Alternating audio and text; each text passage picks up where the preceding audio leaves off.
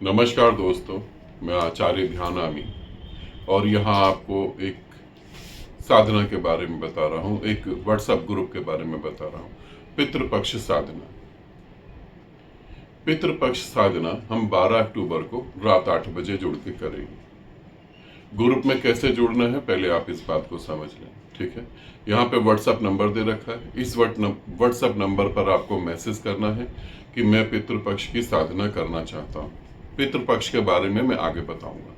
मैं ऑडियो करना है आपको, राइटिंग में नहीं देना। मैं पितृपक्ष की साधना करना चाहता हूँ, मेरा शुभ नाम ये है, और जिनको लेके मैं साधना करना चाहता हूँ, जैसे दादाजी, पिताजी, कोई भी जिनकी मृत्यु हो गई है, ठीक है, उनका नाम ये है और मेरा फोटो ये है और उनका फोटो ये है।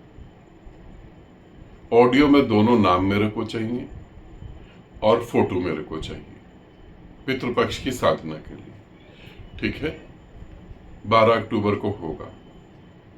1 अक्टूबर के बाद इसमें किसी को भी नहीं जोड़ा जाएगा, ये ध्यान रखेंगे। 1 अक्टूबर के बाद इसमें किसी को भी नहीं जोड़ा जाएगा। हो सकता है 12 अक्टूबर से, ये कह रहा हूं हो सकता है 12 अक्टूबर से पहले भी मैं आपको एक बार और साधना करवाऊं, ताकि 12 अक्टूबर के दिन हम अच्छे से साधना कर पाए। पितृपक्ष के बारे में हम समझ लेते हैं। पितृपक्ष का मतलब होता है जिसने मृत्यु को प्राप्त करा है और जन्म नहीं लिया है, ठीक है। वैसे शास्त्रों में क्या है वो मुझे नहीं लेना उससे देना कुछ, शास्त्रों में जो है सो है।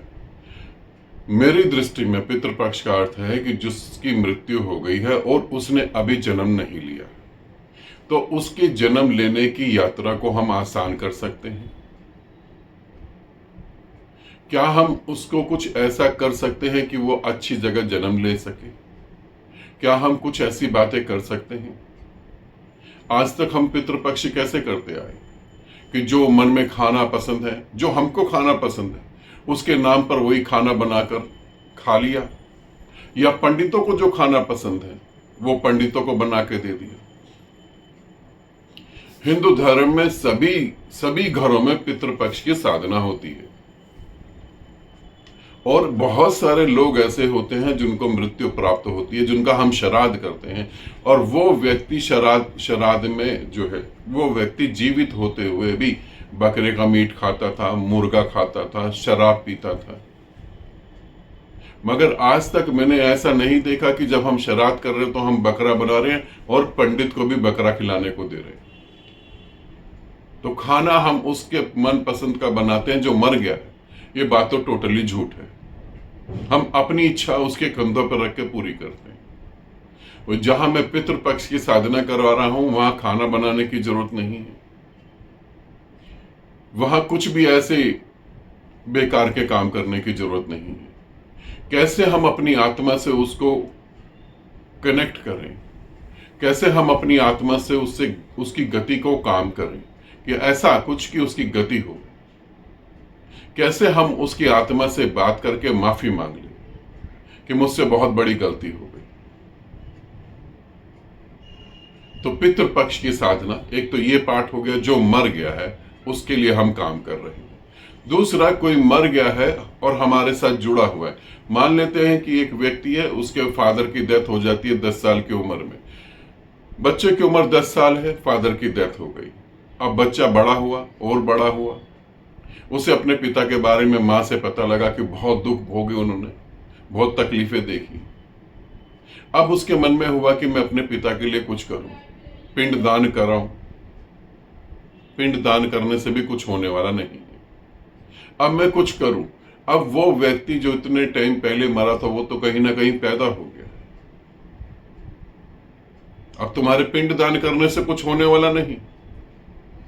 फिर हम क्या कर सकते हैं? फिर हम उसके लिए प्रेयर कर सकते हैं, और वो प्रार्थना बिल्कुल काम करती है।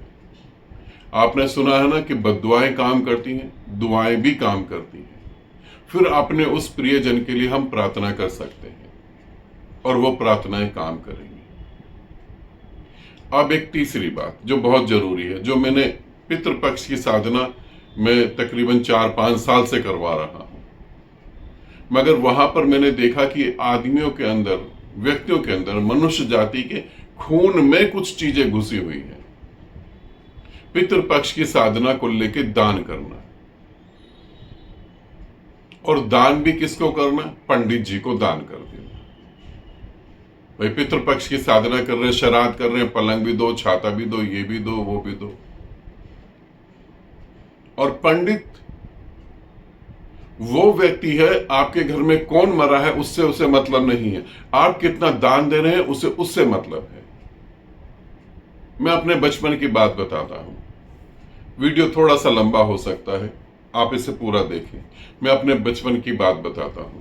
मैं बचपन में अपने दोस्त के साथ गया, श्राद्ध चल रहे थे, मैं होऊंगा उससे, मैं 9th क्लास में पढ़ता था, श्राद्ध चल रहे थे, और मैंने उसे जाके कहा कि यार बाहर चल के हम जो है कुछ खाते हैं, छोले भटूरे, कुछ भी, भूख लग रही है। उसने कहा छोले भटूरे छोड़, आज तेरे को मैं बहुत अच्छा खाना खिलाता हूं, पूड़ी, शाही पनीर, हलवा, रायता, बहुत कुछ खाने को मिलेगा। मैं तो बड़ा खुश हुआ। मैंने कहा चलो पार्टी है इसका मतलब। उसने कहा पार्टी है, पापा के साथ चलना है।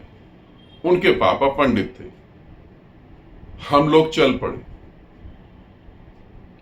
अब मुझे नहीं पता था हम लोग कहां पार्टी मनाने जा रहे हैं। हम लोग चले और हम लोग उस घर में पहुंच गए, और जिस घर को मैं अच्छे से जानता था, जिनके घर के सदस्य मेरे साथ जुड़ के ध्यान साधना करते थे। अब जैसे मैं उनके घर गया तो वो तो बड़े खुश हो गए कि गुरुदेव आ गए। उन्होंने तो प्रणाम करा, पांव छू, उन्होंने कहा प्रणाम गुरुदेव, तो हमारा सौभाग्य आप आ गए, बिना बुलाए आप आ गए, बताइए। तो मैंने उसको अपने दोस्त की तरफ देखा, तो उसने कहा हम तो यहां श्राद्ध करवाने आए हैं। मैंने कहा यार पहले तो तुम बोलते कि श्राद्ध है, जबकि मैं तो श्राद्ध के विरोध में ही बोल रहा था। खैर कोई बात नहीं, अब फंस तो गए थे, अब भागने का कोई रास्ता नहीं था। वहां बैठ गए। हमको एक एक लोटा और एक एक गिलास और एक एक थाली मिली, और एक चम्मच, कटोरी मिली। उसमें हम सबको उस समय जो है 51 रुपए मिले। खाना हमने भरपेट खा लिया। हम लोग बाहर निकले। हम लोग शायद बहुत सारे लोग थे, सभी पंडित थे। मैं जाति से तो मैं पंडित नहीं था, मगर उन्होंने मेरे को पंडित बना दिया। अब जब हम बाहर निकले, थोड़ी दूर पे गए, तो मेरे दोस्त के पापा ने कहा वो 51 रुपए मुझे वापस करो। तुम्हें तो खाने से मतलब था। मैंने कहा चलो कोई बात नहीं, आप ले लो 51 रुपए। उन्होंने कहा कि वो थाली, गिलास, चम्मच, कटोरी वो भी सब वापस करो, और उन्होंने सभी लोगों से वो वापस ले लिया। मैंने कहा इसका आप क्या करेंगे? उन्होंने कहा ये जिस दुकान से लाया वो मेरा ही जानकार है, मैं उसे वापस दे दूंगा, उससे कुछ पैसे ले लूंगा, 50% पे ये चीजें बिक जाएंगी। तुम्हारी श्रद्धा का क्या हो रहा है? तुम्हारा जो प्रियजन मर गया उसके साथ क्या हो रहा है? पंडित को इस बात से कोई लेना देना नहीं है। पैसा कैसे तुमसे खींचा जाए, इस बात से लेना देना है। तो दान तो तुम्हें करना ही करना है। फिर मैंने इस बार सोचा अगर तुम्हें दान करने की आदत पड़ी ही हुई है, तो ये पितृपक्ष की साधना फ्री नहीं है। तुम्हारा पैसा मैं गांव वाले बच्चों पे लगा सकता हूं। जिन बच्चों को पैसा चाहिए, जिनको किताब चाहिए, कॉपी चाहिए, और बहुत सारी बातें हैं, जिन बूढ़े इंसानों को दवाई चाहिए, उनको ये पैसा जाए तो ज्यादा बेटर रहेगा। उस पंडित के मुकाबले जिसने सोने की चेन पहनी है, सोने की अंगूठियां पहनी हुई है, कार में घूम रहा है, उसके मुकाबले तो उन लोगों के पास ये पैसा जाना चाहिए जिनको जरूरत है। तब मैंने ये सोचा कि इस बार पितृपक्ष की साधना कोई फ्री नहीं होगी। वहां पर आपको एक दान के तौर पे, दान उन बच्चों के लिए, दान उन बूढ़ों के लिए जो दवाई नहीं खा पा रहे हैं, जो सोचते हैं कि डॉक्टर के पास न जाएं, केमिस्ट से ही दवाई ले लेते हैं। मैं कुछ अपनी तरफ से दे रहा हूं, तुम कुछ उनको अपनी तरफ से दो। तो इसीलिए ये ग्रुप जो है ये फ्री नहीं होगा। ग्रुप के बारे में दोबारा से दोहरा देता हूं, 12 अक्टूबर को रात 8 बजे हम पितृपक्ष की साधना करेंगे।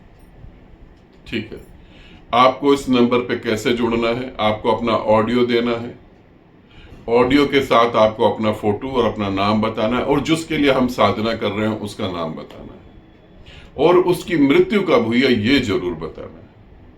1 अक्टूबर के बाद किसी को भी नहीं जोड़ा जाएगा। ठीक है, आनंदित रहें, सदा खुश रहें। बहुत बहुत प्रेम आप सभी को।